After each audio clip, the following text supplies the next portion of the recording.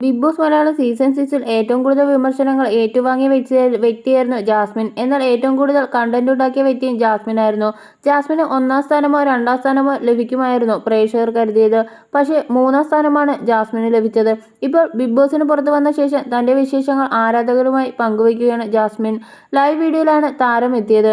നമ്മൾ കാണുന്നത് പോലെയല്ല Bigg Boss house. Bigg Boss house എന്ന് പറയുന്നത് പുറത്തുനിന്ന് കളിയാക്കുന്നത് പോലെയല്ല. ആ വീടിനകത്ത് ചെല്ലുമ്പോൾ ഒരു വീടല്ല, വേറൊരു ലോകമാണ്. നമുക്ക് മനുഷ്യന്മാരില്ലാതെ കുറച്ച് ആളുകൾ മാത്രമാണ് ആ ലോകത്തുള്ളത്. നല്ലതും ചീത്തയുമായുള്ള കാര്യങ്ങൾ സംഭവിക്കുന്ന ഒരു ലോകമാണത്. പുറം ലോകം ഇത് കണ്ടുകൊണ്ടേയിരിക്കും എന്ന് ജാസ്മിൻ പറയുന്നു. ജാസ്മിൻ സിനിമയിൽ അഭിനയിക്കുമോ എന്ന് ആരാധകർ ചോദിക്കുന്നുണ്ട്. ഈ ചോദ്യത്തിന് അങ്ങനെ ഒരുപാട് ഓഫറുകളൊന്നും വരുന്നില്ല. അല്ലാതെ കുഞ്ഞു കുഞ്ഞു വർക്കുകൾ വരുന്നുണ്ട്. ഞാൻ അങ്ങനെയൊന്നും എടുത്ത് തുടങ്ങിയിട്ടില്ല. 1-2 പേർ കോണ്ടാക്ട് ചെയ്തപ്പോഴേ ഞാൻ ഇപ്പോഴേ ഒന്നും ചെയ്യുന്നില്ല എന്ന് മൈൻഡിൽ നിൽക്കുകയാണ്.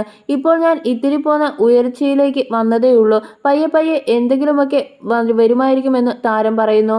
താൻ അത്ര സ്ട്രോങ് ആണെന്നൊന്നും ഞാൻ പറയുകയില്ല. ഞാൻ തകർന്നു പോയിട്ടുള്ള പല സിറ്റുവേഷനും ഉണ്ടായിട്ടുണ്ട്. ഇപ്പോൾ പോലും വിഷമിച്ചിട്ടുള്ള ഒരുപാട് സ്ഥലങ്ങൾ ഉണ്ടായിട്ടുണ്ട്, നിമിഷങ്ങൾ ഉണ്ടായിട്ടുണ്ട്, കരഞ്ഞിട്ടുണ്ട്.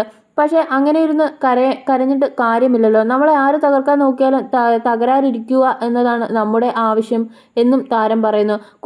കുറേ പേരെ വിളിച്ച് കണ്ടോ എന്നൊക്കെ ചോദിക്കുന്നുണ്ട്. വിളിക്കേണ്ടതും കാണേണ്ടതും ആവശ്യമുള്ളതായി തോന്നിയിട്ടില്ല. പലരെയും അതുകൊണ്ട് തന്നെ പലരെയും കാണണമെന്ന് വിചാരിച്ചിരിക്കുകയാണ്. നമ്മുടെ എല്ലാ അവസ്ഥയിലും കൂടെ നിൽക്കുന്നവർ മതി. നമ്മളോട് മാറി നിൽക്കുമ്പോൾ പൈസയ്ക്ക് ഒറ്റുന്നവരും പൈസയ്ക്ക് വേണ്ടി ഇട്ടുകൊടുക്കുന്നവരും വേണ്ടല്ലോ എന്ന് ജാസ്മിൻ പറയുന്നു. ഇന്റർവ്യൂ കൊടുക്കണമെന്ന് തോന്നാത്തത് കൊണ്ടാണ് ഇന്റർവ്യൂ കൊടുക്കാത്തത് ജാസ്മിൻ പറയുന്നു.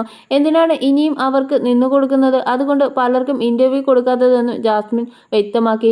വിവാഹത്തെക്കുറിച്ചുള്ള ചോദ്യത്തിന് ഞാൻ പിന്നെ കേട്ടാം അതിലെ സമാധാനമെന്നാണ് ജാസ്മിൻ പറഞ്ഞത്.